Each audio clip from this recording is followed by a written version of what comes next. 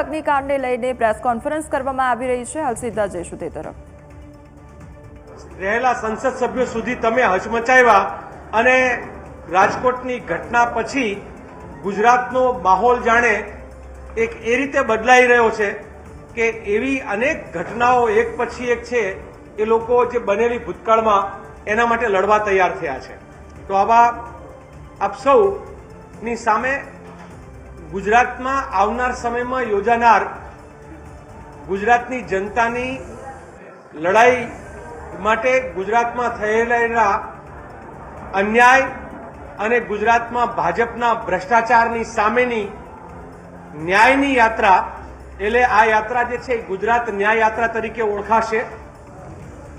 ગુજરાત ન્યાય યાત્રામાં ન્યાયયાત્રીઓ જોડાશે, કોંગ્રેસના કર્મઠ કાર્યકરો બધા જોડાશે। આ ન્યાય યાત્રામાં દેશમાંથી અલગ અલગ નેતાઓ પણ આવશે, પ્રદેશનું નેતૃત્વ પણ જોડાશે। 3 પ્રકારના યાત્રીઓ હશે। એક શરૂઆતથી અંત સુધી ચાલવાવાળા યાત્રીઓ જેને ન્યાયયાત્રી તરીકે ઓળખાશે। અમુક લોકો જિલ્લા યાત્રી તરીકે હશે જે પોતાના જિલ્લામાં જ રહેશે, અને અમુક યાત્રી જે છે મહેમાનોની જેમ અતિથિ યાત્રી એટલે એમાં સહયોગ કરવા માટે આવે એવા સહયોગી યાત્રી હશે। તો આવા દરેક પ્રકારના યાત્રીઓ આ યાત્રામાં હશે। મોરબીથી 9મી ઓગસ્ટ ક્રાંતિ દિવસે યાત્રાની આ શરૂઆત થશે। સવારમાં મોરબી ખાતે ઝૂલતો પુલ કે જ્યાં આપણે 141 અને સરકારી આંકડા મુજબ 134 લોકોએ જીવ ગુમાવ્યો છે એ જગ્યા ઉપર દેશના ધ્વજનું ફરકાવીને ક્રાંતિ દિવસે આપણે ગુજરાતમાં અન્યાયની વિરુદ્ધમાં, ભ્રષ્ટાચારની વિરુદ્ધમાં ક્રાંતિનું વાતાવરણ ઊભું થાય એના માટે યાત્રાની સવારે 9 વાગે ત્યાંથી શરૂઆત થશે। આ યાત્રા ત્યાંથી નીકળીને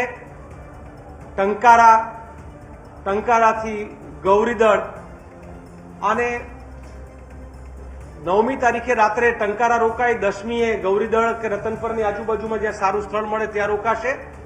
11 તારીખે યાત્રા રાજકોટ સાંજના સમયે પહોંચશે અને ટીઆરપી ગેમ્સ ઝોન જ્યાં આપણે આપણા 27 લોકોને ગુમાવ્યા છે ત્યાં સંવેદના સભાનું આયોજન થશે। આ સંવેદના સભા સાંજના સમયે થશે અને ત્યાંથી પછી રાત્રિ રોકાણ રાજકોટ ખાતે જ આ યાત્રા કરશે।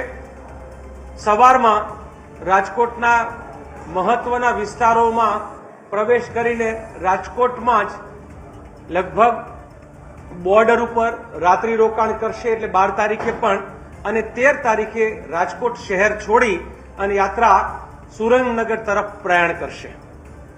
આ યાત્રા લગભગ 22-23 તારીખની આસપાસ ગાંધીનગર પહોંચશે, જે વાયા ચોટીલા, સુરેન્દ્રનગર, વિરમગામ, સાણંદ, અમદાવાદ, ગાંધી આશ્રમ અને ત્યાંથી પછી ગાંધીનગર ખાતે પહોંચશે। આ યાત્રામાં રોજ સવારે ધ્વજવંદન થશે। આ યાત્રામાં એક પહેલા વાહન જે હશે એમાં એક ઘડો હશે। આ ઘડો એટલે ભાજપના ભ્રષ્ટાચારનો, પાપનો ઘડો હશે। એમાં ગુજરાતની જનતાને જ્યાં એવું લાગે છે કે અન્યાય છે, અત્યાચાર છે ને એને કંઈક સવાલ છે તો એમાં એ પોતે એના સવાલો નાખી શકશે।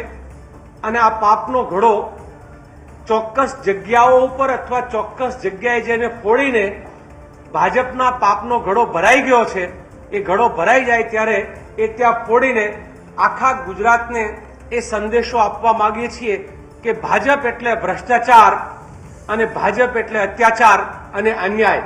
આ અત્યાચારી, ભ્રષ્ટાચારી ભાજપની વિરુદ્ધમાં ગુજરાતની જનતાની ન્યાયની લડાઈ 100 પદયાત્રીઓ કાયમી હશે, બીજા બધા પદયાત્રીઓ આવ્યા કરશે, જોડાશે, એવી રીતના આ યાત્રામાં થશે। યાત્રાનું માનો કે ચાલવા માટેના સતત ચાલવાનું, જેમ કે